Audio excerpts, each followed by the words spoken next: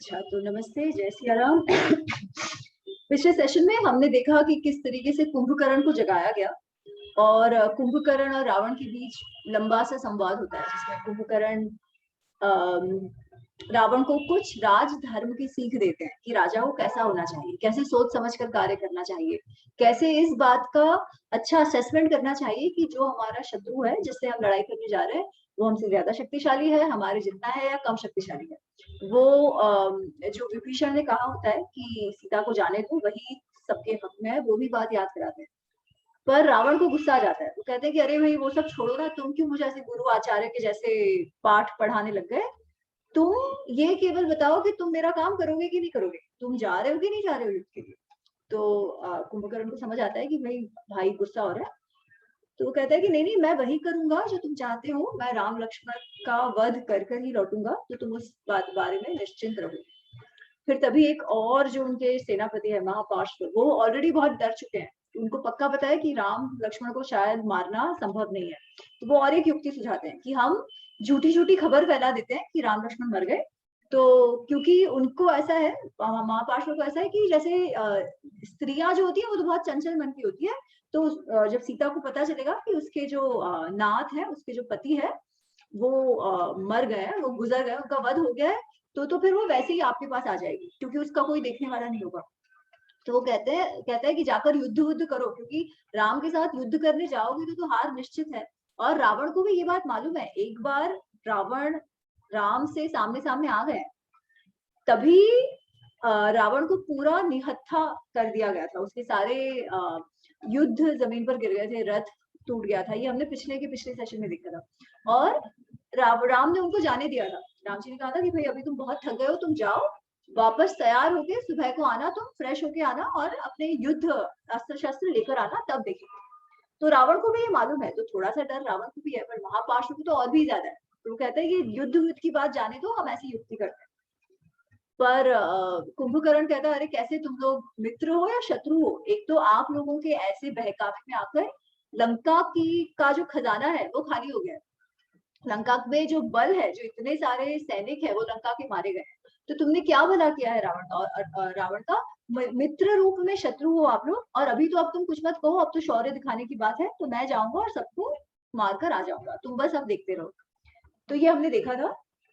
और अब आज हम शुरू करेंगे कुंभकर्ण का युद्ध भूमि पे आना, रणभूमि पे आना।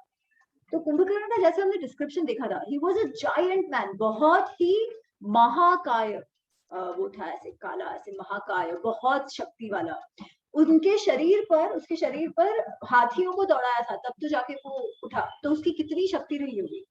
तो इतनी शक्ति वाला कुंभकर्ण जब अस्त्र शस्त्र से सज्ज होकर युद्ध भूमि के लिए निकलता है, गर्जना करता है, तब उसको देखते ही, उसके आवाज को सुनते ही ऐसे धरती हिलने लगती है उसके पैरों से।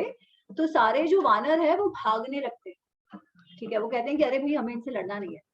फिर पहले तो सुग्रीव कहते हैं कि अरे नहीं नहीं, आप रुको, क्या कहाँ भागे जा रहे हो, वो केवल दिखता ऐसा है, वो तुम्हारे पराक्रम के सामने कुछ नहीं कर पाएगा, तो तुम चिंता मत करो और लड़ो इसके साथ, कुंभकर्ण के साथ लड़ो।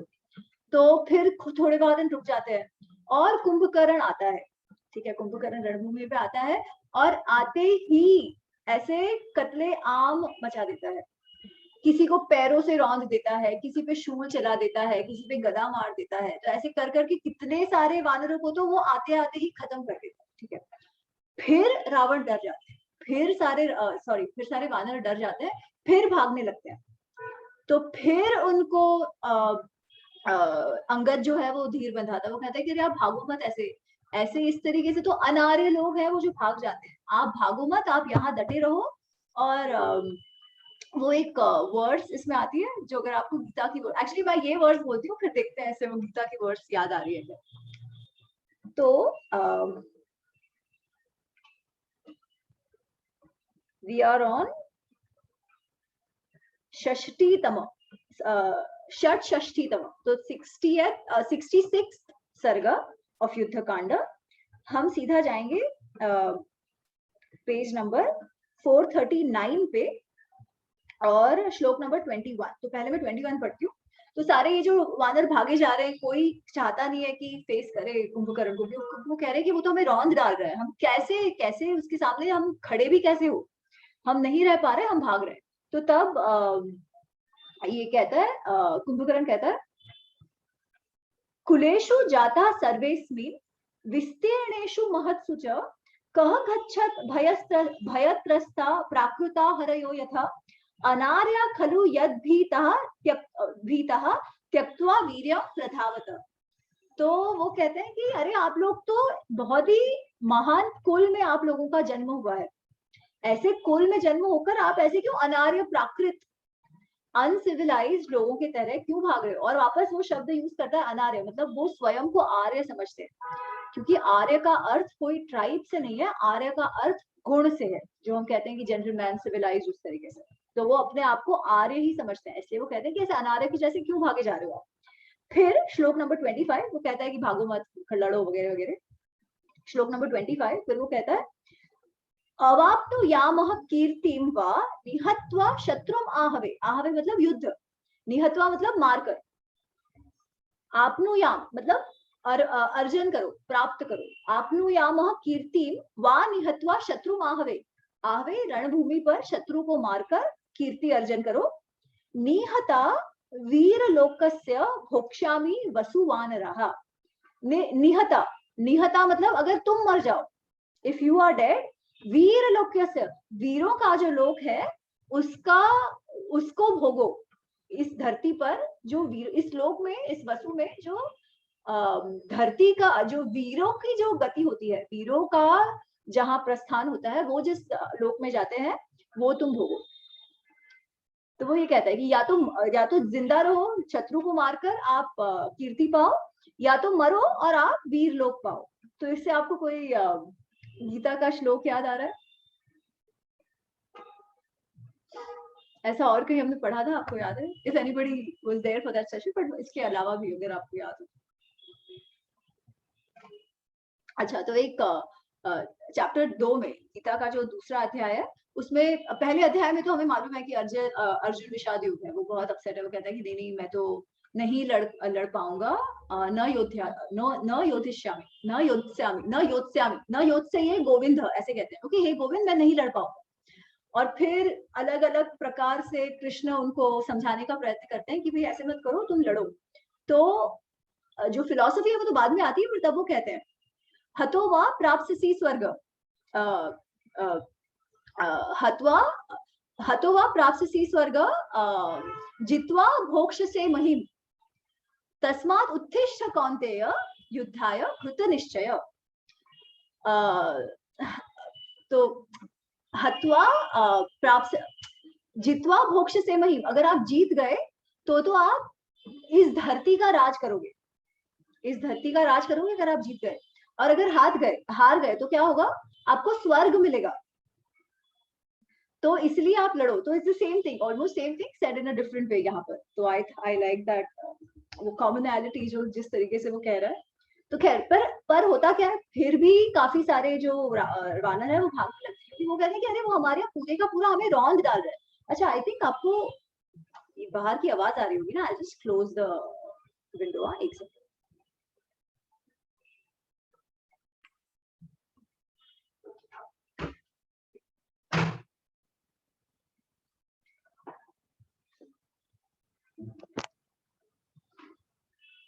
हाँ सॉरी। तो सारे कहते हैं कि नहीं हमको तो बहुत डर लग रहा है इससे। और इस तरीके का डिस्क्रिप्शन आता है कि कुंभकर्ण आता है, सबको रौंदते जा रहा है, तो कुछ लोग गुफा में उड़ जाते हैं, कुछ हवा में उड़ जाते हैं, ऐसे वो फेंकता है, कुछ लोग सागर में गिर जाते हैं। मतलब इसमें ऐसे कि जिस रास्ते से वो लोग आए थे सागर पार कर विराम सेतु पर, उधर ही गिर जाते हैं, कुछ डूब जाते हैं, कुछ उसी रास्ते वापस भाग जाते हैं। तो इस तरीके का कुछ उसमें डिस्क्रिप्शन आता है कि वो किस तरीके से कितने डरे हुए हैं, रावण जो वानर है वो कितने डरे हुए हैं और भाग रहे हैं कुंभकर्ण से। बट खैर फिर अंगद धीर बंधाता है, इसलिए जो प्रमुख सेनापति है वो सब रुक जाते हैं और कुंभकर्ण की चैलेंज को फेस करने लगते हैं, उसके सामना करने लगते हैं, और एक साथ मिलकर उस पर बहुत सारे शिलाएं गिराते हैं, पत्थर गिराते हैं, पेड़ गिराते हैं। बट कुंभकर्ण के लिए तो ऐसे है कि जैसे वो स्पर्श करके चला गया, इस तरीका उसमें डिस्क्रिप्शन है कि उसके लिए तो केवल वो स्पर्श जैसा है, उसे कोई फर्क नहीं पड़ता, वो ऐसे हाथ मारेगा तो शिला टूट जाएगी और हाथ मारेगा तो कहीं और जाके गिरेगी, तो या तो राक्षसों पे गिरेगी या तो वानरों पे गिरेगी, पर सब मर जाएंगे, क्योंकि वो ऐसे मार देगा तो बड़ी शिला उस पे तो नहीं आएगी और कहीं गिर जाएगी, या वो ऐसे मारेगा कि वो टुकड़े टुकड़े हो जाएंगी, एकदम जो शिला है वो टूट जाएगी। इस तरीके से वो डिस्क्रिप्शन है। फिर क्या होता है, हनुमान जी है, ही टेक्स ऑन द मैटर, ठीक है, और वो बड़ी सी शिला फिर फेंकते हैं कुंभकर्ण पर। कुंभकर्ण एज ऑलवेज ऐसे हाथ मारकर उसको तोड़ देता है, ठीक है, और हनुमान जी भी कुछ कुछ प्रयत्न करते हैं, पर इवेंचुअली कुंभकर्ण क्या करता है, अपना शूल निकालता है और शूल से इनके छाती में भोंक देता है हनुमान जी के। तो हनुमान जी की वो छाती में जब भोंकता है तो ऐसा डिस्क्रिप्शन है कि हर जगह से खून निकलने लगता है और खून की उल्टी होने लगती है उनको, ठीक है। तो इसलिए वो थोड़ी देर तो उनको संभालने में जब लग जाता है अपने आप को, उतनी देर में कुंभकर्ण आगे बढ़ चुका है। फिर नील नामक एक वानर है, वो अटैक करता है कुंभकर्ण पर, बट एज यूजुअल कुंभकर्ण को तो कोई ज्यादा फर्क नहीं पड़ता, वो तो हंसते हंसते उस चैलेंज को, वो पत्थर पेड़ जो भी फेंका होगा उसको हिलाता हुआ आगे बढ़ता है। तो उस समय नील और 4 वानर होते हैं, उनके नाम है नील, ऋषभ, गवाक्ष, गंधमादन, शरभ और शरभ। ये लोग मिलकर अटैक करते हैं कुंभकर्ण पर उससे भी कुछ नहीं होता, फिर वो ऐसे मारते झाड़ते वो 5 को गिरा देता है, ठीक है। फिर अंगद आता है, अंगद बहुत बहादुरी से, बहुत शौर्य से, बहुत शक्ति से इस पर वार करता है कुंभकर्ण पर। तो कुंभकर्ण को थोड़ा लगता है, पर फिर जब उसे लगता है कि अरे ये मेरे को इतनी जोर से मार रहा है, तो वापस शूल निकाल के वो वो अंगद की तरफ फेंकता है, बट अंगद इस बार हट जाता है, तो शूल लगता नहीं है उसे, ठीक है, और फिर वो मारता है कुंभकर्ण को, बट कुंभकर्ण वापस कुछ ज्यादा उसे फर्क नहीं पड़ता और वो मुक्का मारता है फिर अंगद को, तो अंगद फिर अपनी सूझबूझ खो बैठता है, तो he is also out of the way now. फिर सुग्रीव आते हैं, Sugriv comes to challenge Kumbhakarna, तो उनके बीच, अरे तू क्या इनको मार रहा है, तू मुझसे बात कर, और वो कहेगा अरे हाँ हाँ तू तो ऐसी बात करेगा क्योंकि तू तो ऋक्षराज वानर का पुत्र है, मैं तुझे दिखा देता हूँ मैं क्या कर सकता हूँ, वगैरह वगैरह। सो दे हैव दिस एक्सचेंज, और उन दोनों के बीच वो दोनों भिड़ जाते हैं। तो उन दोनों के भिड़ने में वापस इवेंचुअली तो ये होता है कि कुंभकर्ण की मार खाकर जो सुग्रीव है वो गिर जाते हैं। तो सुग्रीव जब गिर जाते हैं तो कुंभकर्ण क्या करता है, उनको उठा लेता है, ठीक है, उठा के लंका के अंदर चला जाता है, जो लंका सिटी का जो लंका पुरी है जो, उसके अंदर वो उनको लेके चला जाता है, ठीक है। अब यहाँ वानरों की हालत खराब की, अरे ये क्या, हमारे जो राजा है उनको तो उठा के लेके गया, कैसे बचाए, और लंका वालों में तो सब में ऐसे गर्जना हो रही है, नाद हो रहे हैं कि अरे वाह भी वाह सुग्रीव को उठा के लेकर आए, और सुग्रीव थे बेहोश। पर इवेंचुअली क्या होता है कि सुग्रीव को थोड़ा थोड़ा होश आता है, और जब थोड़ा थोड़ा होश आता है तो एक सेकेंड, हाँ, जब थोड़ा थोड़ा होश आता है, अरे जब थोड़ा थोड़ा होश आता है तब वो युक्ति करते हैं। तो वो उनको जैसे, क्योंकि उनके बहुत बड़े बड़े नाखून होते हैं, बहुत बड़े बड़े दांत होते हैं, तो क्योंकि उसको ऊपर उठाया हुआ था ना, तो ऊपर से सुग्रीव अपने हाथों से कुंभकर्ण के हाथ से और मुंह से कुंभकर्ण के कान और नाक को ऐसे चबाने लगते हैं, ऐसे खींचते हैं, काटते हैं और चबाने लगते हैं, ठीक है। तो उसके कान कट जाते हैं, नाक कट जाता है, उसमें से खून बहने लगता है, लहू निकलने लगता है, और अपने पाँव के नाखूनों से, क्योंकि वो कदाचित उन पे बैठ गया, फिर पाँव के नाखूनों से ऐसे उनकी हड्डी पसलियों को वो फाड़ने लगता है, जो चेस्ट के रिब्स होते हैं, जो पसलियां होती है उनको उसको वो फाड़ने लगता है। तो इससे कुंभकर्ण थोड़ा सा विचलित हो जाता है, और जो सुग्रीव है वो नीचे गिर जाते हैं, उसके हाथ से छूट जाते हैं सुग्रीव, और वो नीचे जब छूट जाते हैं तो फिर कुंभकर्ण उनको मारने का प्रयत्न करता है, बट टेकिंग दैट मोमेंट, वो छोटा सा जो समय उनको मिलता है, अवसर मिलता है सुग्रीव को, तो वहां से वो फिर छलांग लगाकर वापस आ जाते हैं, क्योंकि छलांग तो लगा सकते हैं ना, हमें पता है कि पहले भी वो पर्वत पर से रावण के महल में कूद गए थे, तो ऐसी बड़ी सी छलांग लगाकर फिर जहाँ राम वो लोग होते हैं वहां पर आ जाते हैं सुग्रीव, ठीक है। तो ये मैंने बहुत ज्यादा जो डिस्क्रिप्शन था उसको बहुत संक्षिप्त में बता दिया, ब्रीफली बता दिया, बट कुछ कुछ बहुत इंटरेस्टिंग श्लोक है, तो मैं वो डिस्क्रिप्शन जो है, ठीक है, तो we just read some of those. अ,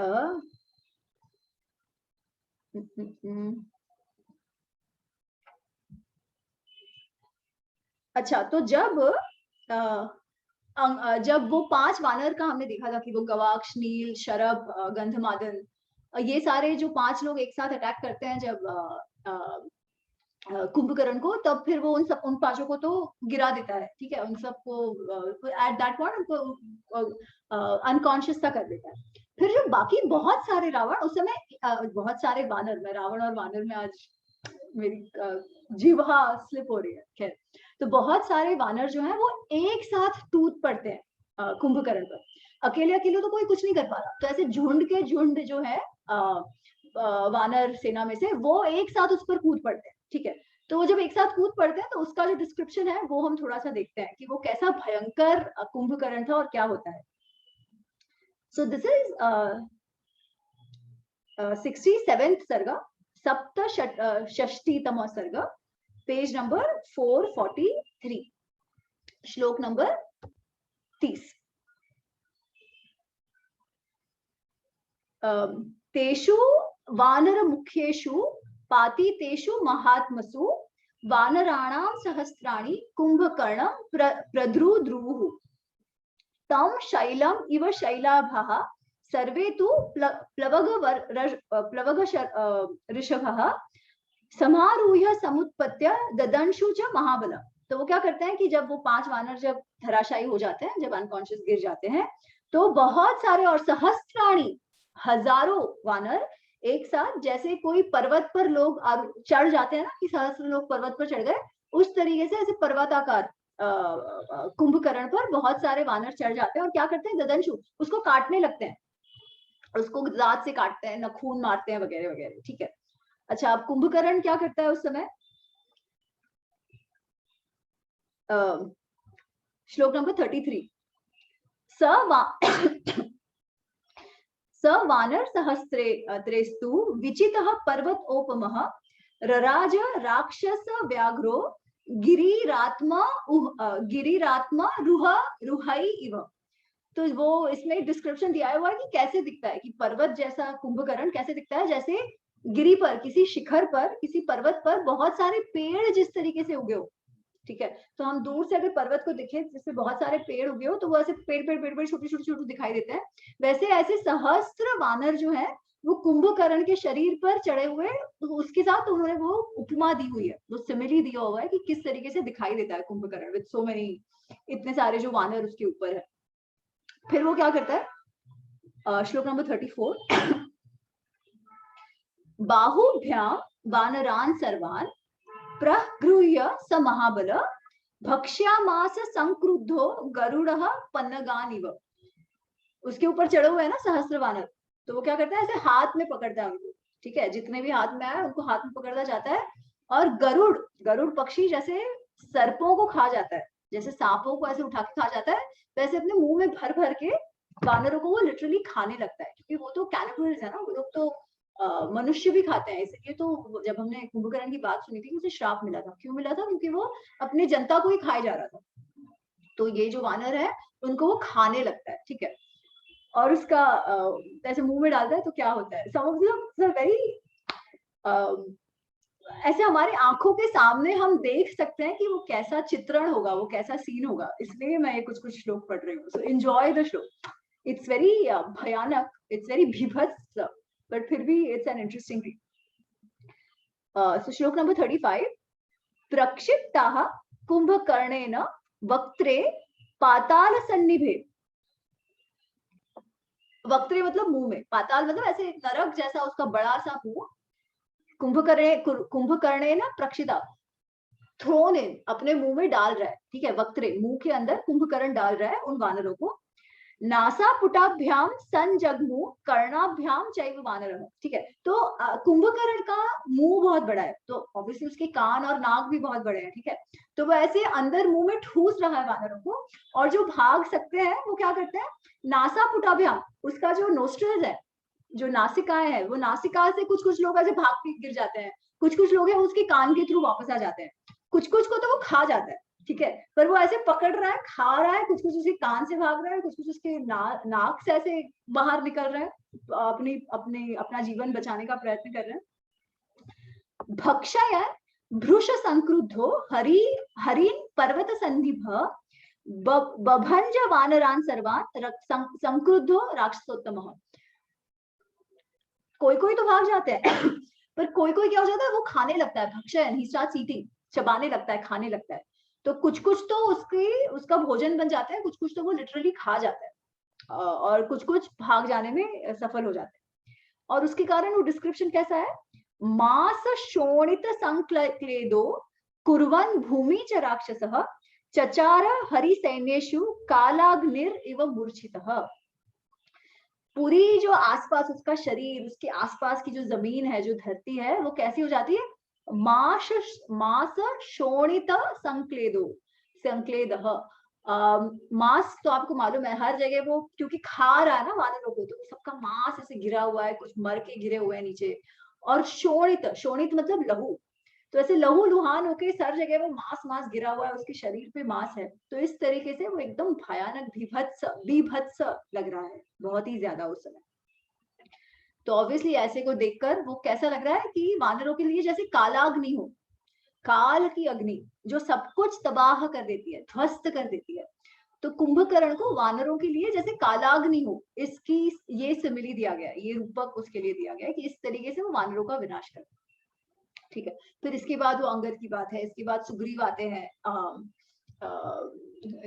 कुंभकर्ण को चैलेंज करने, कुंभकर्ण से युद्ध करने, और सुग्रीव का तो हमने देखा वो फिर भागकर आ जाता है। अच्छा, इसमें एक बात रह गई थी कि जब सुग्रीव के साथ कुंभकर्ण का 1-on-1 ड्यूअल चल रहा था, तब एक बार फिर जो शूल है, वो शूल कुंभकर्ण सुग्रीव पर फेंकता है, और उस समय हनुमान जी बीच में आते हैं और वो शूल को पकड़कर तोड़ देते हैं। ठीक है, so this is before Sugriv के गिरने से पहले। उसके बाद तो वो फिर सुग्रीव को मारते हैं और सुग्रीव बेहोश होकर गिर जाते हैं, फिर वो उठाकर ले जाते हैं। फिर जब सुग्रीव वापस आ जाते हैं, तब अब इस तरीके से सबकी एकदम हालत खराब हुई हुई सी देखकर लक्ष्मण आते हैं।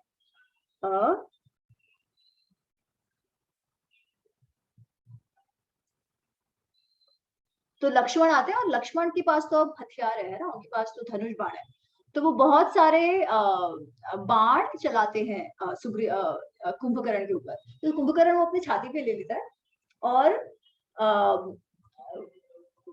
बेसिकली उसे कुछ होता नहीं है, बट ही इज एक्साइटेड। वो अपने शरीर पे वो घाव खा रहा है, उसके कुछ कुछ जो कवच उसने पहना होता है वो टूट जाता है इन बाणों से, बट नथिंग पेनिट्रेट्स इनसाइड से। तो ऐसे कुछ उसे बहुत लगता नहीं है, पर हाँ कवच ववच उसका टूटने लगता है। तो वो लक्ष्मण के पराक्रम से बहुत खुश होता है। ठीक है, पर वो कहता है कि अरे तुम तो छोटे हो, तुम तो बाल हो, मैं ऑलरेडी खुश हूँ, तुमने इतना अच्छा पराक्रम किया, मैं तुमसे खुश हूँ, बट मुझे तुमसे कुछ लड़ाई वड़ाई करनी नहीं है, मैं तो राम से लड़ाई करूँ। तो वो उसे छोड़कर आगे चले जाते हैं। सो दिस इज अगेन 67 सर्ग, 447 पेज नंबर। वो कहते हैं श्लोक नंबर 109। तो ये कुंभकर्ण का डायलॉग है जो वो लक्ष्मण को कह रहे हैं। अद्य त्वया अहम सौमित्रे बालेन अपि पराक्रमैः तोषितो गन्तुमिच्छामि त्वाम अनुज्ञाप्य राघवम। वो कहते हैं कि अरे तुम्हारा जो ये पराक्रम है ना, ये जो तुम छोटे हो फिर भी ये जो पराक्रम तुमने किया है, उससे मैं बहुत तोषित हूँ, मैं बहुत संतोष है मुझे देखकर कि अरे बाबा तुम बहुत अच्छे हो, परंतु मैं जाकर राम से लड़ना चाहता हूँ, तो तुम्हारी आज्ञा लेकर मैं राम के पास जाता हूँ। ठीक है, फिर कहते हैं यत्तु वीर्य बलोत्साहैः तोषितो अहम रणे त्वया रामेव एकम इच्छामि हन्तुम यस्मिन् हते हतम। तो कहते हैं कि मैं बहुत खुश हूँ तुम्हारे पराक्रम से, परंतु मैं केवल राम को मारना चाहता हूँ। एक राम को मैं मार दूं, फिर तो सब मरने जैसे ही हो जाओगे, फिर मैं बाकी सबको देख लूंगा, इसलिए सबसे पहले तो मैं राम के पास जाऊंगा। तो वो जब राम के पास जा रहे होते हैं, तो फिर कितने सारे वानर है, उनको रोंदते हुए वो राम को ढूंढते ढूंढते, राम जी को ढूंढते ढूंढते चलने लगता है, आगे बढ़ने लगता है। और फिर कितने ही वानर का वध हो जाता है उसके केवल चढ़कर उनको रौंदते हुए जाने से। फिर राम क्या करते हैं कि उसको आते हुए देखकर उस पर रौद्रास्त्र चलाते हैं, और रौद्रास्त्र का कुछ कुछ डिस्क्रिप्शन दिया हुआ है कि उसमें मोर पंख भी लगे हुए थे, तो may be it was very poisonous. और वो जो पंख, और वो क्योंकि हमने देखा था कि जब बाली वध भी हुआ था, तब वी सॉ कि राम जी की जो स्किल है वो अनन्य है, और उसकी स्किल का मतलब वो इतना तेज और इतने मोमेंटम से चलाते हैं दैट मोमेंटम किल्स। वो जो बाण का जो मोमेंटम है, और ऑफ कोर्स जो पॉइजन होगा वो अलग चीज, वो मार देती है लोगों को। तो वो जो पंखों वाला जो रौद्रास्त्र, जो और कुछ दिव्यास्त्र जैसा तो है पर उसमें इतने सारे वो मोर पंख लगे हुए हैं, वो जब छोड़ते हैं ना तो एकदम कुंभकर्ण के छाती में वो ढस जाते हैं, एकदम they penetrate deep inside his chest. ठीक है, तो वैसे वो मरता तो नहीं है, बट बिकॉज वो इतने अंदर घुस गए हैं, आप सोचो आपके मांस और हड्डियों के अंदर वो मोर पंख घुसे हुए हैं, तो उसे बहुत तकलीफ होने लगती है। ठीक है, थोड़ा सा विचलित होने लगता है, और उसके कारण ना उसके हाथ में जो गदा है, जो दूसरा शूल वगैरह है, वो गिर जाते हैं। ठीक है, तो वो जब गिर जाते हैं तो वो केवल फिर उसके सामने जो भी आए उनको पकड़ पकड़ कर वो पकड़ने लगता है, खाने लगता है। और वैसे ही वो बहुत ही लहू बह रहा है उसके शरीर से, क्योंकि वो रौद्रास्त्र उसे लगा हुआ है, तो बहुत सारा लहू उसके शरीर से बह रहा है। और अब इतनी देर हो गई है उसे लड़ते लड़ते, वैसे भी उसे भूख इतनी लगती है, तो वापस उसे भूख भी लगने लगती है, तो जो भी उसके पास आता है ना वो उसे खाते जाता है। ये भी नहीं देखता कि वो वानर है या उसकी स्वयं की राक्षस है।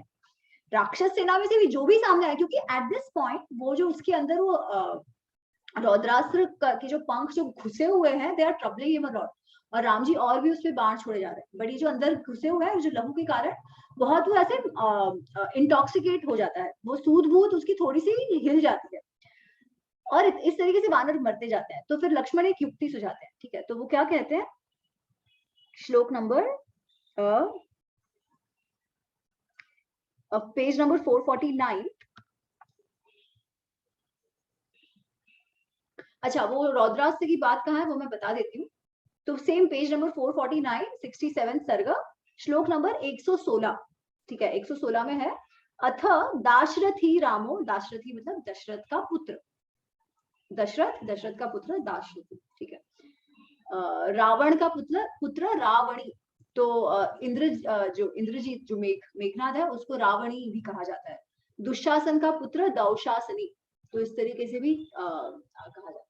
जो रघु का राघव होता है, वैसे वृद्धि उसे कहा जाता है। वैसे किसी किसी शब्दों का वो ई भी लगती है, छोटी ही लगती है, और वो भी वृद्धि होती है, दशरथ का दाशरथी, रावण का रावणी। तो अथ दाशरथी रामो रौद्रम अस्त्रम प्रयोजयन कुंभकर्णस्त्र हृदये ससर्ज निशिथ निशिथान शरान। निशिथान मतलब बहुत ही पॉइंटेड, शर मतलब बाण। तो बहुत सारे पॉइंटेड एरोज जो रौद्रास्त्र के हैं वो राम जी क्या करते हैं, कुंभकर्ण के हृदय पर चलाते हैं, और कुंभकर्ण के वो अंदर पेनिट्रेट हो जाते हैं, जैसे मैंने कहा। फिर लक्ष्मण क्या कहते हैं, इस तरीके से वो सबको खा रहा है वो देखकर, श्लोक नंबर 128, सेम पेज। न एव अयम वानरान राजन न विजानाति राक्षसान मत्त शोणित गंधेन स्वान पराश्चैव खादति। न एव अयम वानरान राजन न विजानाति राक्षसान। वो कहते हैं कि हे राम, ये कुंभकर्ण जो है वो ना ही वानरों को पहचान रहा है ना ही राक्षसों को पहचान रहा है। वो क्यों ऐसा कह रहे हैं, क्योंकि वो कहते हैं मत्तः, एकदम मतवाला हो गया है, एकदम जैसे दारू पी के स्थिति हो जाती है ना, सही कौन गलत कौन हम पहचानते नहीं है, उस तरीके की स्थिति हो गई है इसकी रावण की। और वो मत्त शोणित गंधेन, शोणित मतलब लहू, तो लहू की गंध से वो एकदम ऐसे इंटॉक्सिकेट हो रहा है, एकदम मतवाला हो गया है। और क्या कर रहा है, स्वान परान शैव, स्वान मतलब अपने, और परान मतलब स्व के, और पर औरों के। हम स्व के मतलब उसके खुद के राक्षसों को भी वो खा रहा है, और वानरों को तो वो खा ही रहा है। स्वान परांश खादती, वो ऐसे खाए जा रहे हैं। तो साधु एनम अधिरोहंतु सर्वतो वानर ऋषभः युथपश्च यथा मुख्या तिष्ठन्तु अस्मिन् समन्ततः। तो कहते हैं कि हम एक युक्ति करते हैं, लक्ष्मण कहते हैं कि क्योंकि ये सबको खाया जा रहा है तो इस तरीके से तो सब वही विनाश हो जाएगा। तो जो वानर हैं उनको बचाने के लिए हम क्या करते हैं, हम सारे वानरों को कहते हैं कि उसके ऊपर चढ़ जाओ। ठीक है, तो उठा उठा के जितने वो खाएगा पर शायद बहुत सारे बच भी जाएंगे, क्योंकि जब कुंभकर्ण आया है तब उसकी स्थिति जैसी है वैसी नहीं है। अब तो वो भी बहुत ज्यादा लहूलुहान हो गया है, अंदर से वो बहुत विचलित है, उद्वेग में है, क्योंकि उसे बहुत ज्यादा पेन भी है, बहुत दर्द भी उसे हो रहा है। तो वो कहते हैं कि सब इसके ऊपर चढ़ जाओ, और उससे उससे ही थोड़ा सा इरिटेट भी और हो जाएगा। तो बहुत सारे वानर जो हैं उनको ये युक्ति बहुत अच्छी लगती है और वो उसपे ऐसे चढ़ जाते हैं। तो जैसे पहले चढ़े थे उसी तरीके से चढ़कर उसको वापस परेशान करने लगते हैं। तो ऐसे हिलता है, ऐसे हिलता है, वापस खाता है, तो बहुत सारे वानर गिरने लगते हैं और ये इतना ज्यादा और भी मतवाला होता जाता है, जैसे ही जस्ट लॉस्ट हिज सेंस। ठीक है, वापस वो रौंदना शुरू करता है। फिर राम क्या करते हैं, और फिर वो राम को वापस दिखता है और वो राम की तरफ दौड़ा आता है, ऐसे गदा उठाकर वापस राम की तरफ अपनी गदा उठा के दौड़ा आता है। तो राम क्या करते हैं, अपना वायव्य अस्त्र लेकर उसकी एक बाहु जो है ना, जिसमें वो अस्त्र है, वो जो उठाया हुआ होता है, वो गदा जैसा जो होता है, उसको काट देते हैं एक बाण से, वायव्य बाण से उसकी एक बाहु काट देते हैं। ठीक है, तो जो एक उसका हाथ टूट जाता है, अस्त्र गिर जाता है, तो वो दूसरा हाथ उठाकर मारने के लिए आता है। तो राम उसका दूसरा हाथ भी काट देते हैं। ठीक है, तो नाउ ही बाहु तो रहे नहीं है उसके, बहुत सारा खून बह रहा है, तो वो भागने का प्रयत्न करके ऐसे उन पर आने का प्रयत्न करता है। तो वो उसके धड़ से नीचे पैरों को काट देते हैं। ठीक है, तो दोनों पैर गए। अभी क्या बचा है, केवल मस्तिष्क और ये धड़ जो फर्स्ट अपर पार्ट है वो उसका बचा हुआ है। तो फिर वो क्या करते हैं, जब ऐसी हालत हो गई है तब वो और एक अस्त्र से और एक बाण चलाकर उसका जो गला है वो धड़ से अलग कर देते हैं। और वो जो गला है वो महान महाकाय जो गला उसका है, शीर्ष है, वो उड़कर लंकापुरी में पहुंच जाता है, गिर जाता है। और वो भी कितने सारे जो बिल्डिंग्स है, जो भवन है वहां की, उनको तोड़ते हुए, उनको ध्वस्त करते हुए वहां जाके गिर जाता है। और लोग कह रहे हैं, मतलब बात करें कि उसका जो धड़ है वो समुद्र में गिर जाता है। इतना ज्यादा मोमेंटम राम के बाण का है, और इस तरीके से कुंभकर्ण का वध हो जाता है। तो वो जो फोटोग्राफ है वो मैं आपको दिखाती हूँ।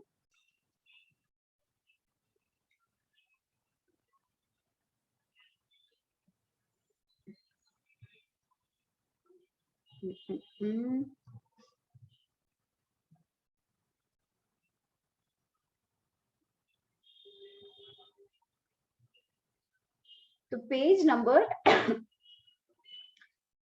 67 सर का पेज नंबर 451 पे 155th श्लोक में वो वहां से शुरू होता है, जो द डिस्क्रिप्शन, जिसमें जो वर्णन है, जिसमें कुंभकर्ण की बाहु और पैर काटे जाते हैं। तो श्लोक नंबर 155 से वायव्यम आदाय, आदाय मतलब लेना, वायव्य, और वायव्य जो अस्त्र का नाम है, ततो अपरास्त्रम रामः प्रक्षिक्षेप निशाचराय, उसके ऊपर वो फेंकते हैं। समुद्गरम तेन जहार बाहु सकृता बाहु स्तुमूल ननाद, मतलब वही कि उसकी जो बाहु है, जिसके ऊपर वो मुद्गर जो एक जो वेपन उठाया हुआ था, वो उसके सहित वो जिस बाहु पे वो मुद्गर उठाया हुआ था उसको काट देते हैं। ठीक है, और उसके आगे की श्लोकों में वो कैसे दूसरा हाथ काटते हैं, कैसे उसके पैर काट देते हैं, और किस तरीके से उसका सर काट देते हैं। नाउ यू कैन सी, अरे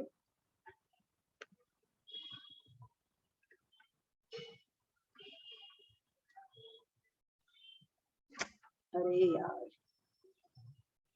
आपको दिखाई दे रहा है थोड़ा थोड़ा जिस तरीके से उसको मारा गया है? ये कुंभकर्ण है, इफ यू सी, उसके दोनों हाथ काटे हुए हैं और राम और लक्ष्मण उनके उसके हाथ को, उसको काट, राम बेसिकली उस पर अस्त्र चला रहे हैं, और कुंभकर्ण जो है, कुछ दिखाई दे रहा है क्या? क्यों नहीं हो रहा है? एक सेकंड ना, दे रहा है, थोड़ा थोड़ा दे रहा है। बल्कि मुझे एक रामायण याद आ गई, वो रामानंद सागर के रामायण में भी ऐसे ही है कि वहां काटते हैं और फिर एक समुद्र में जाता है, दूसरा काटते हैं, दूसरा जाता है, एक करके ही काटते हैं। हाँ, वो वैसा ही है, वो एक एक करके जाता है और वो गिरता है और वो कुंभकर्ण का चेहरा दिखाता है। एक्चुअली मेरे सामने बहुत विविड है, क्योंकि अभी वो दिखाया था ना ये लॉकडाउन के टाइम पे रामायण में।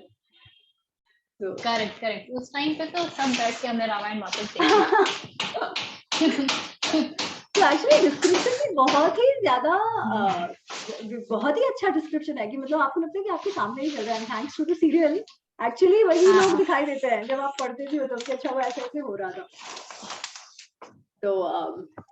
तो कुंभकर्ण का वध हो जाता है, ठीक है, जिस एक पर बहुत ही ज्यादा विश्वास होता है रावण को कि कुंभकर्ण को तो भाई उठाने की बात है, कुंभकर्ण है तब तक तो मेरी हार नहीं हो सकती, ये जो रावण को लग रहा है, तो अब कुंभकर्ण का तो वध हो गया इस तरीके से। तो जो राक्षस है वो जाकर बताते हैं, अरे तो वो जाकर रावण को बताते हैं कि ऐसे ऐसे ऐसे हुआ। तो ऑब्वियसली रावण जो है वो बहुत दुखी हो जाता है, ठीक है, तो वो विलाप करने लगता है। तो वो क्या कहता है, अष्टषष्टितमः 68th सर्ग, उसमें वो कहता है, उसे जब पता चलता है कि इस तरीके से मार दिया गया, सर यहाँ गिर गया, जो शरीर है वो पानी में गिर गया वगैरह, समुद्र में गिर गया। तो श्लोक नंबर 6 पेज नंबर 456, श्रुत्वा विनिहितम संख्ये, संख्ये मतलब युद्ध में, श्रुत्वा मतलब सुना, विनिहितम मारा गया, संख्ये कुंभकर्णम महाबलम, रावण शोक संतप्तौ ममूहो च पपात च, ममूह मतलब मोह में पड़ जाता है, मूर्छित हो जाता है, एकदम से समझ नहीं आता क्या हुआ, पपात गिर जाता है, पतति इज टू फॉल, तो पपात मतलब ऐसे गिरने लगता है, वो इस तरह ऐसी हालत हो जाती है कि कुंभकर्ण को मार दिया। पितृव्यम निहतम श्रुत्वा देवांत नरकांतौ त्रिशिरा अतिकाह्यश्च रुरुदुः शोक पीड़ितः। पितृव्य, पितृव्य मतलब चाचा जी, पिता के भाई इस पितृव्य, माता के भाई इस मातुलह, पिता की बहन जिसको हम बुआ कहते हैं इस पितृव्या, और क्या, माता की बहन तो आई थिंक मातुला, आई थिंक मातुला इज मामी या मासी, वो मुझे नहीं मालूम, वो कुछ और शब्द है उसके लिए, बट शायद मातुला इज मामी और इसके लिए कुछ और शब्द है, पितृश्वसा शायद, हाँ मातुला इज मामी और पितृश्वसा, तो दैट इज बुआ, पितृव्या इज काकी, पितृश्वसा इज बुआ एंड मातृश्वसा इज आई थिंक इज मासी, ऐसा ऐसा है वो।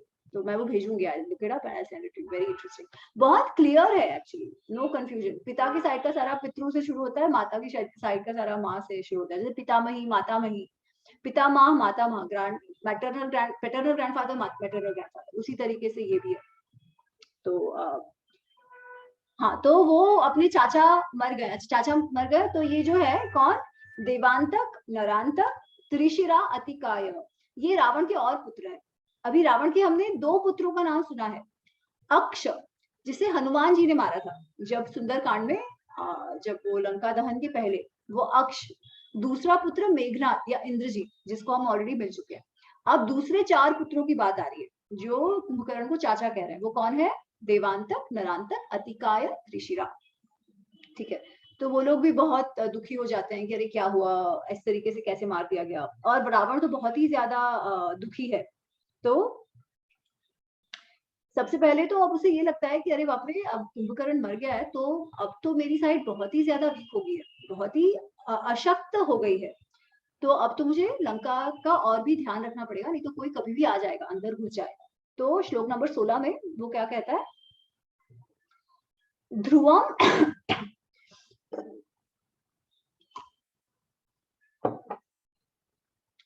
ध्रुवम अद्य एव संहृष्टा लब्ध लक्षा प्लवंगमा आरोक्ष्यन्ति इह दुर्गाणी लंका द्वाराणी सर्वशः, कि अब तो निश्चित ही बहुत खुशी में भरकर ये वानर क्या करेंगे, प्लवंग, प्लवंग मतलब वानर, वो क्या करेंगे, दुर्गाणी अतिरोक्ष्यन्ति, हमारे जो ये दुर्ग है लंकापुरी है उसकी दीवारें हैं, उसके जो फोर्ट्स हैं उस पर चढ़ जाएंगे, ठीक है, और यहाँ आकर विनाश करेंगे। फिर आगे कहता है वो,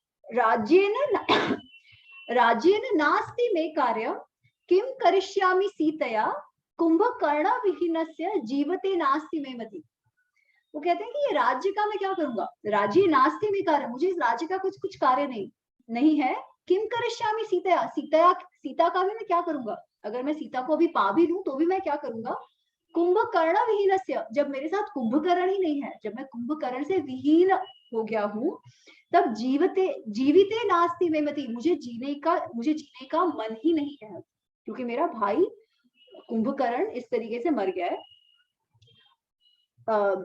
यद यद अहम भ्रातु हंतारम न हन्मि युधि राघवम ननु मे मरणम श्रेयो न चेद व्यर्थ जीवितम।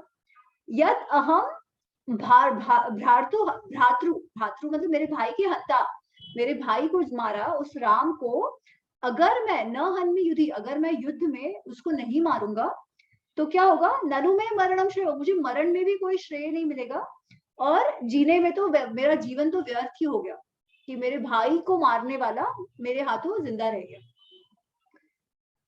अद्य एव तम गमिष्यामि देशम यत्र अनुजो मम नहीं भारतुम समुत्सृज्य क्षणम जीवितुम उत्सहे। अब वो बहुत दुखी है, एक तो भाई उसका मर गया, उसका वध हो गया, राघव जो उसे अब तक तो वो गिर ही नहीं रहे थे ना कुछ, जब युद्ध की बात हो रही थी सब कह रहे थे अरे भाई ऐसे मत करो, तुम सीता को वापस दे दो, तब तक मुझे लग रहा था अरे जहाँ मेरे पास ऐसे इंद्र सारे देवों को जो जीत चुके हैं, सारे दानवों को जीत चुके हैं, वैसे मेरे पुत्र है, वैसे मेरा भाई है, तो क्या ही होगा।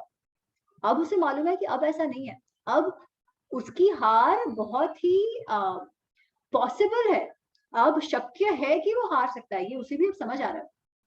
तो वो कहता है कि जिस देश में मेरा भाई गया है, अद्य एव तम गमिष्यामि, जहाँ यत्र अनुजो मम, अनुज मेरा छोटा भाई, अग्रज मतलब बड़ा भाई, अग्र मतलब पहले आगे, जो मेरे आगे है, अनु जो मुझे फॉलो करता है, तो अग्रजा मतलब बड़ी बहन, अनुजा मतलब छोटी बहन, अग्रज मतलब बड़ा भाई, अनुज मतलब छोटा भाई।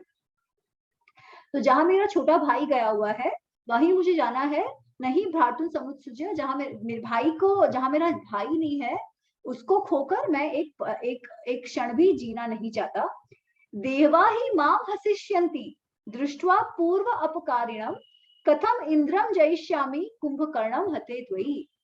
वो कहता है कि अरे कुंभकर्ण, तुम्हारी मृत्यु के बाद मेरे पर तो मैं इंद्र को तो कैसे ही जीत पाऊंगा, और वो सारे जो देव है वो मुझ पर हंसेंगे कि मैं तुम्हारे सहारे उनको जीतने की बात कर रहा था, और अब तो वो सारे हंसेंगे क्योंकि मैंने पहले उनका बुरा किया हुआ है, whatever।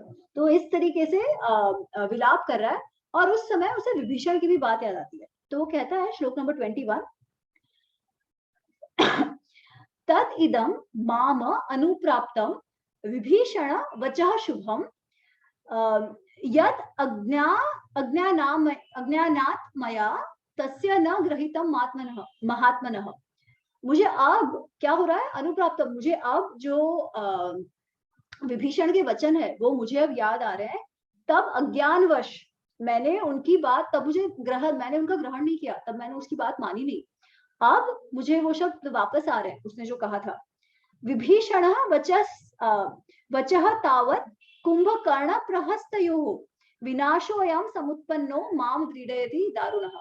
विभीषण ने तब कहा था कि सबका विनाश हो जाएगा, कुंभकर्ण ने भी कहा था, प्रहस्त ने भी कहा था, उन सबने कहा था कि सबका विनाश हो जाएगा, वो परिस्थिति मेरे सामने आके आज खड़ी हो गई है, तो मैंने तब उसकी बात नहीं मानी, तो अब मुझे याद आ रहा है।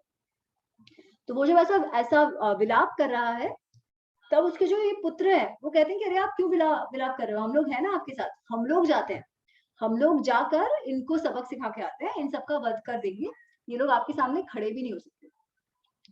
तो और वो कहते हैं कि हमारे जैसे पुत्र हो तो आपको विलाप करने की भी क्या आवश्यकता है।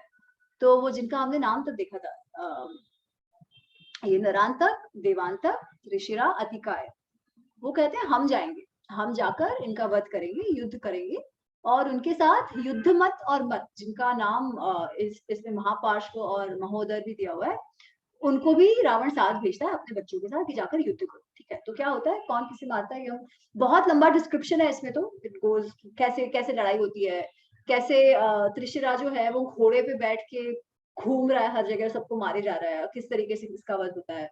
उस तरीके से अतिकाय जो है, अतिकाय सबसे ज्यादा खतरनाक है, उसको भी देव का वरदान है कि उसे कोई मार नहीं सकता, अभेद्य कवच उसे मिला हुआ है ब्रह्मा जी की तरफ से, तो उसे भी कोई ऐसे मार नहीं सकता। तो वो किस तरीके से सबका ऐसे लहूलुहान किए जा रहा है, कितनों को मारे जा रहा है, तो ये सारा डिस्क्रिप्शन है। But skipping that I just quickly run through कौन क्या कर रहा है, तो I just show you slide.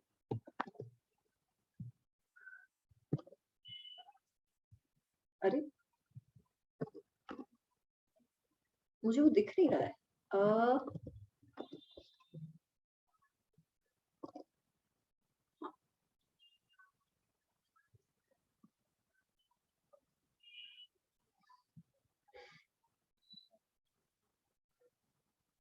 ये सर्ग 69-71 में है। त्रिशिरा, देवांतक, नरांतक, अतिकाय जो रावण के पुत्र हैं, और महोदर, महापार्श्व जो उसके भाई हैं, दे एंटर द बैटल, वो आते हैं, वो युद्ध भूमि पे आते हैं। फिर सबसे पहले नरांतक को मारता है अंगद, हनुमान जी मारते हैं, सॉरी नरांतक है जो घोड़े पे बैठ के भाग रहा है और सबको मारे जा रहा है, I think one of those, Trishira Narantak में से एक है। खैर, तो अंगद जो है वो नरांतक को मार देता है। अच्छा, ये सब के एक एक चैप्टर है, तो मतलब इट्स क्वाइट अ डिस्क्रिप्शन। तो हनुमान जी त्रिशिरा और देवांतक को मार देते हैं। नील जो है वो महोदर को मारता है। ऋषभ महापार्श्व को मार देते हैं। लक्ष्मण जो है वो अतिकाय को मारते हैं। जैसे मैं कह रही थी कि अतिकाय के पास ब्रह्मा जी का वरदान था, अभेद्य कवच था, तो उसे मारना बहुत ही कठिन हो रहा था, इसीलिए वो रोनता जा रहा था वानर सेना को। तो इसलिए तब लक्ष्मण ब्रह्मास्त्र का उपयोग करते हैं और अतिकाय को मार देते हैं। ठीक है, फिर जब ये होता है तो फिर बहुत ज्यादा दुखी हो जाता है रावण कि अरे अपने चारों पुत्र, अपने भाई को उसने फिर खो दिया, अब क्या करूं। तब इंद्रजीत कहता है कि अरे आपको क्या डर है, मैं हूं ना यहाँ पर, मुझसे मेरे होते हुए तो आपको डरने की आवश्यकता ही नहीं है। और रावण कहता है हाँ ये तो है ही, तुम तो इंद्र को जीत चुके हो, तो तुम्हें तो कोई हरा नहीं सकता, तुम जाओ, वैसे ही मैंने बहुतों को खोया, अब तुम ये काम निपटा कर आ जाओ। तो इंद्रजीत जी जो है वो युद्ध भूमि में प्रवेश करता है, और वो आते ही सबसे पहले तो एक बड़ा सा हवन करता है। इंटरेस्टिंग, क्योंकि आर्य अनार्य की बात होती है, वैदिक अवैदिक, वैदिक और द्रविड़ और ये सब जो बकवास होता है, तो एक्चुअली ये लोग भी हवन वगैरह कर रहे हैं। प्रॉपर जो वैदिक, हमने पहले भी देखा है कि वो वैदिक चैंटिंग ये सब तो करते ही हैं, पर साथ साथ ये भी हो रहा है, उनको हवन वगैरह करना, ये सब भी बहुत ढंग से आता है। ठीक है, और ये स्वयं, क्योंकि वैसे तो ये ब्राह्मण के पुत्र है ना, पुलस्त्य ऋषि इनके दादा हैं, रावण के दादा हैं, तो इनके परदादा है। वैश्रवस जो है वो भी पुलस्त्य ऋषि के पुत्र है, वो भी ऋषि है, तो वैसे तो इनको सब सीखा हुआ है, इनको सब आता है कि हवन ववन कैसे करना। तो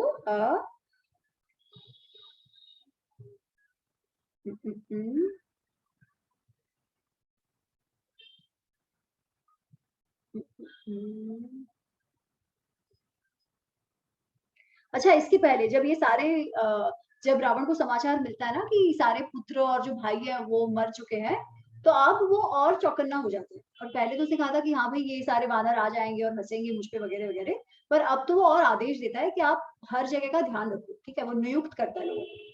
तो द्विसप्ततितमः 72nd चैप्टर सर्ग, पेज नंबर 477, श्लोक नंबर 12।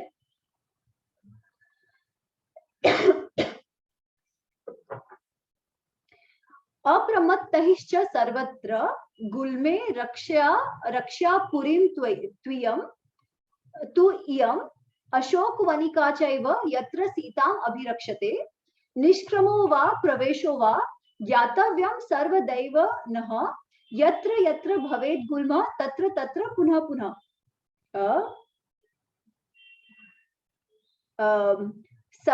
सर्वतश्चपि तिष्ठध्वं स्वै स्वै परिवृता बलैः। तो वो कहता है कि अब आपको और चौकन्ना हो जाना है। गुल्म मतलब सेना, तो वो कहते हैं कि सैनिकों को और चौकन्ना हो जाना है और लंकापुरी का रक्षा करनी है। प्रमत्त मतलब लेजीली, इग्नोरेंस के साथ। अप्रमत्त मतलब सावधान होकर, बिना एनी स्लिपेज, बिना एकदम सावधान होकर लंकापुरी की रक्षा करनी है। तो कहाँ कहाँ का? लंकापुरी की और अशोक वाटिका, जहां पर सीता है, सीता अभिरक्षित, जहां सीता को रक्षण करने रखा गया है, उन सब जगह ही करना है। कौन आता है कौन जाता है, निष्क्रम कौन जाता है, प्रविश कौन आता है, उसकी सभी जानकारी तुम्हें होनी चाहिए। ठीक है, और जहां जहां पर भी छावनियां है, जहां गुल्म, जहां जहां भी सैनिकों की टोलकी है, वहां तो और भी तुमको ध्यान रखना है। तो इस तरीके से वो सबको नियुक्त करते हैं और कहते हैं कि सुबह रात जब भी जो भी आए तो आप ध्यान रखो। उसके बाद वो इंद्रजीत जाता है और हवन करता है। तो वो आता है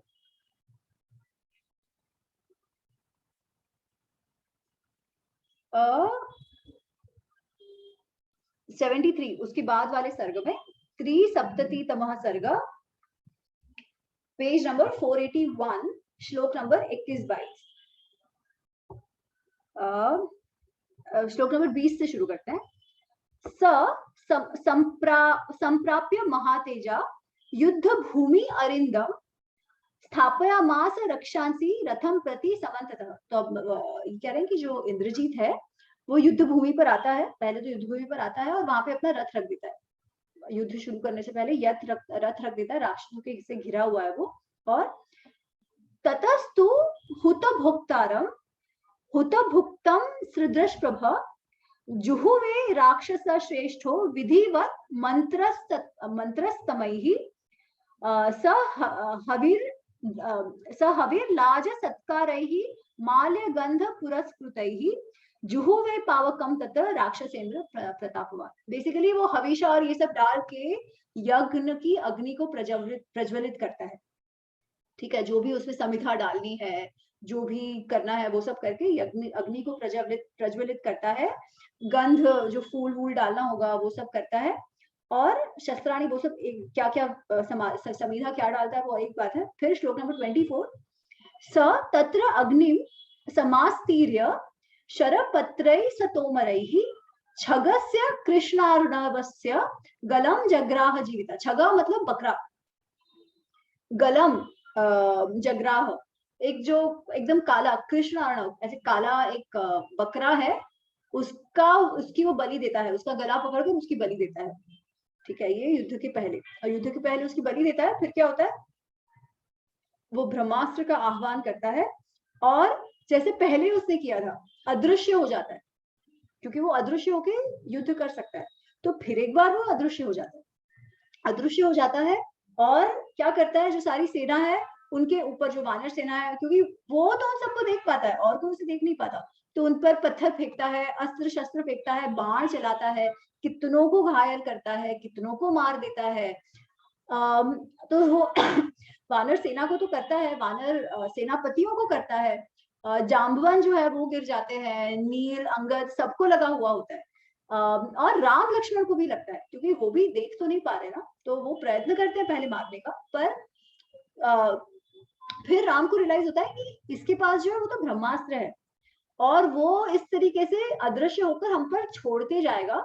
तो बेस्ट स्ट्रैटेजी इस समय ये है कि ब्रह्मास्त्र का मान रखो।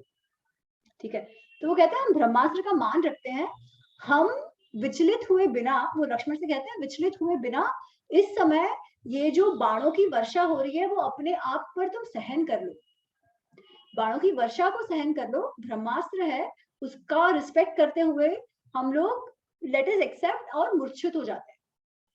ठीक है, तो एक तो बहुत सारे जो अस्त्र शस्त्र फेंक रहा है, जो ब्रह्मास्त्र जो बेसिकली इज लाइक अ मूर्छित अस्त्र, तो बहुत सारी जो सेना है वो मूर्छित होके इंजर्ड होके गिर जाती है। और यहाँ राम लक्ष्मण उनको भी बहुत लगा हुआ है, शरीर पे भी बहुत घाव हुआ है, क्योंकि इतने सारे बाण उनपे आए जा रहे हैं। तो वो ऑन देयर ओन विल कुछ प्रतिकार किए बिना दे जस्ट एक्सेप्ट एंड वो बेहोश हो जाते हैं। ठीक है, वो कहते हैं कि ब्रह्मास्त्र है तो ब्रह्मा जी का मान रखते हुए वी विल नॉट रिटेलिएट, हमें कुछ नहीं करना है, लेट हम गिर जाते हैं, सबकॉन्शियस बेहोश हो जाते हैं, ताकि इंद्रजीत को ये लगे कि हम मर गए, और अगर हम मर गए ये वो देखेगा तो ये जो बाकी विनाश चल रहा है, इतने सारे वानर जो मारे जा रहे हैं, वो उनका भी कत्ल नहीं करेगा, क्योंकि हम ही है ना मेन टारगेट, और वो चला जाएगा। तो ये बंद करने के लिए, ये विनाश बंद करने के लिए भी हमको अपने ऊपर ये बाणों की वर्षा सहन कर जस्ट एक्सेप्ट, जो मूर्छित होने वाली बात है, just accept it and let's go with the wind and आगे देखते हैं।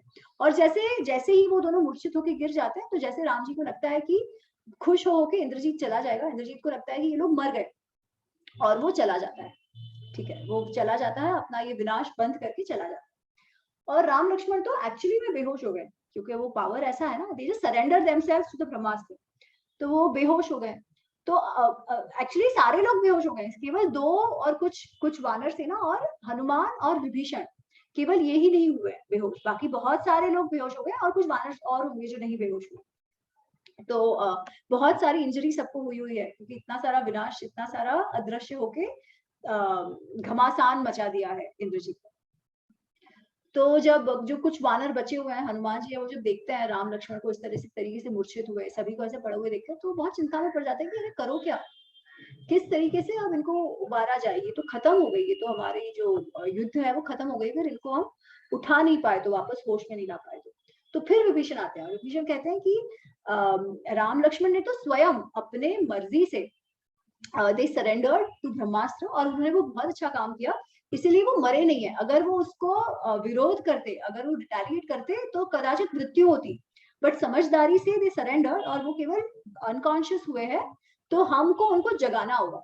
ठीक है, अब जगाओ कैसे, तो उसके लिए वो लोग जामवन को ढूंढ रहे हैं, क्योंकि जामवन बहुत वृद्ध है, उनको पता है कौन सी औषधि कहाँ लगती है वगैरह वगैरह, तो वो सब जाकर जामवन को ढूंढने का प्रयत्न करते हैं। तो कहीं पर तो वो भी ऐसे बेचारे वृद्ध हैं, उनको भी बहुत लगा हुआ है, तो ऐसे सेमी कॉन्शियस हालत में वो भी पड़े हुए हैं, पर उनको विभीषण देखते हैं और वो कहते हैं कि अच्छा ऐसी ऐसी स्थिति हुई है तो क्या करूं। तो जामवन कहते हैं आप सबसे पहले तो हनुमान जीवित है कि नहीं ये मुझे बताओ, अगर हनुमान जीवित होंगे तो जरूर हम कुछ ना कुछ कर सकते हैं। ठीक है, तो वी विल गो देयर सीधा।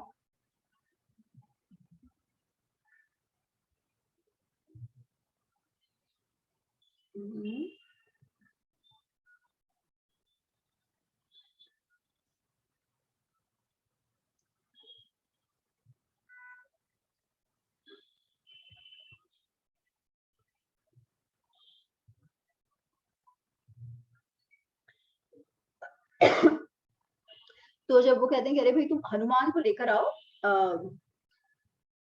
तो हनुमान वहां आते हैं। ठीक है, और फिर जामवन कहते हैं न अन्यो, सॉरी, श्लोक पेज नंबर 487, 74th सर्ग, पेज नंबर 487, श्लोक नंबर 27। न अन्यो विक्रम अपर्याप्तः त्वमेष परम सखा पराक्रमालो अयम पराक्रम कालो अयम ना अन्य पश्यामि कंचन। वो कहते हैं कि हनुमान तुम्हारे जैसा मैं और कोई नहीं देखता जो ये अनन्य पराक्रम कर पाएगा, और किसी में ये शक्ति नहीं है कि जो तुम्हारे जैसा पराक्रम कर पाए। पर क्या क्या पराक्रम करना है। ठीक है, तो वो कहते हैं श्लोक नंबर 29, गत्वा परम ध्यानम उपपर्यु परिसागरम हिमवंतम नगर श्रेष्ठम हनुमन गंतुम अर्हसि। तुम क्या करो, सागर के उस पार, सागर के पास बहुत दूर, सागर वहां से बहुत दूर हिमवंत, हिमालय के पास जाओ। सबसे पहले तुम हिमालय के पास जाओ, गंतुम अर्हसि, तुम्हें जाना चाहिए। ततः कांचनम कांचन मत युच्च ऋषभम पर्वत उत्तमम कैलाश शिखरम च अत्र द्रक्ष्यसि अरिनिशुंदम। तो कहते हैं कि एक ऋषभ नाम का एक शिखर देखोगे, कैलाश शिखर के पास हिमवंत में, हिमालय में एक ऋषभ नामक आप शिखर देखोगे, वो कांचन मत उच्च ऋषभम, कांचन मत ऐसे सोनेरी, सोने जैसा उच्च, उच्च मतलब लंबा, ऋषभ, ऋषभ नामक शिखर आप देखोगे कैलाश के पास। तयोः शिखरयोः मध्ये प्रदीप्तम अतुल प्रभम सर्वौषधियुतम वीरम द्रक्ष्यसि औषधि पर्वतम। वो कहते हैं कि वहां ऋषभ शिखर के आसपास, या ऋषभ शिखर वो तुम्हें दिखेगा जो औषधि पर्वत है। ठीक है, तो औषधि पर्वत के पास तुम जाओ, हिमवंत और सागर को क्रॉस करके वो शिखर के पास। और श्लोक नंबर 33, हम कहते हैं ना कि वो संजीवनी लेकर आए, तो संजीवनी तो एक है, वो एक्चुअली 4 औषधियों का नाम लेते हैं। तो कौन सी 4 औषधियां है, श्लोक नंबर 33, मृत संजीवनीम चैव विशल्यकरणीम एव, मृत संजीवनी, विशल्यकरणी, सुवर्णकरणी चैव संधानीम च औषधिम। 4, मृत संजीवनी, विशल्यकरणी, सुवर्णकरणी और संधानी, ये 4 किस्म की औषधियां हैं, वो तुम लेकर आओ। ठीक है, और वो लेकर आओ, और उससे राम लक्ष्मण तो जीवित हो जाएंगे वापस, वो तो उनको तो होश आ जाएगा, ये बाकी सारे जो वानर और वानर सेनापति पड़े हैं उन सबको भी होश आ जाएगा। तो हनुमान जी जो हम जानते हैं, ये तो बहुत फेमस है, हम सब जानते हैं, वापस लंका से छलांग लगाकर उड़ते उड़ते वो हिमवत पर पहुंच जाते हैं, हिमालय पर पहुंच जाते हैं। और हर जगह वो देखते हैं कि हाँ, उनको दिखाई तो देती है पहले कि वो सोनेरी पर्वत, कैलाश शिखर ये सब दिखाई देता है। पर जैसे ही ऐसा इसमें डिस्क्रिप्शन है कि जैसे ही कोई आया है, वो जब वो औषधियों को सेंस होता है कि somebody here, तो वो नहीं अपने आप को बंद कर लेते हैं। तो इसमें कहा गया कि वो अपने आप को अदृश्य कर लेती है कि कोई उनको देखे ना, ठीक है, कि वो नहीं कि टच मी नॉट जैसा होता है, उस किस्म का कुछ। तो वो सेंस करते हैं somebody is touch, somebody is coming, कोई आ रहा है, वो सेंस करके वो अदृश्य जैसी हो जाती है। इसलिए हनुमान ये नहीं समझ पाते कि कौन सी औषधियां है, इनमें से वो जो 4 औषधियां वो कौन सी है। तो द वेरी फेमस शिखर उठाकर चल देते हैं, उड़ के आ जाते हैं, और वो शिखर रखते हैं, वो लंका आ जाते हैं, और वो औषधियों को सूंघा कर राम लक्ष्मण और जो सारे वानर हैं वो फिर से जीवित हो जाते हैं। तो ये अभी तक है, फिर आगे और लड़ाई होगी, तो which we will take next time. So we covered quite a bit today. आज हमने काफी, मतलब मेरे ख्याल से एटलीस्ट 50-60 पेजेस हमने इसमें कवर किया, क्योंकि बहुत सारा युद्ध का ही डिस्क्रिप्शन था। तो आपको क्यूरियोसिटी हो, विस्मय हो, तो आप अवश्य पढ़िएगा। बट बेसिकली आई थिंक जो मेन है वो मैंने कवर कर दिया है।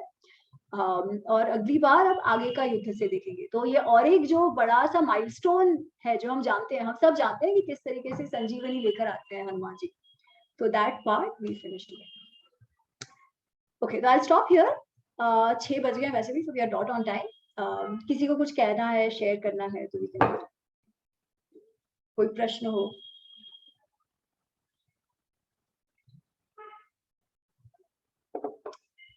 नो? Okay, cool. तो हम प्रार्थना कर लेते हैं और फिर अगले सप्ताह में। ओम सर्वेषां स्वस्तिर्भवतु, सर्वेषां शान्तिर्भवतु, सर्वेषां पूर्णं भवतु, सर्वेषां मंगलं भवतु। ओम शांति शांति शांति। हरि ओम। एक ओंकार का चैंट करेंगे। Inhale and chant Om as you exhale.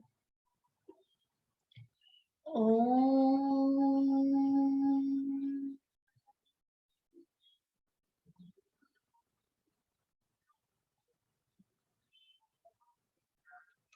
बहुत बहुत धन्यवाद। तो अगली बार भी हम जो कुछ लड़ाइयाँ हैं वी स्किप थ्रू देम, मतलब वी स्किम थ्रू देम, और जो और इंटरेस्टिंग पार्ट जो है वो हम डिटेल में देखेंगे। तो दैट्स इट, मिलते हैं अगले सप्ताह। Thank you.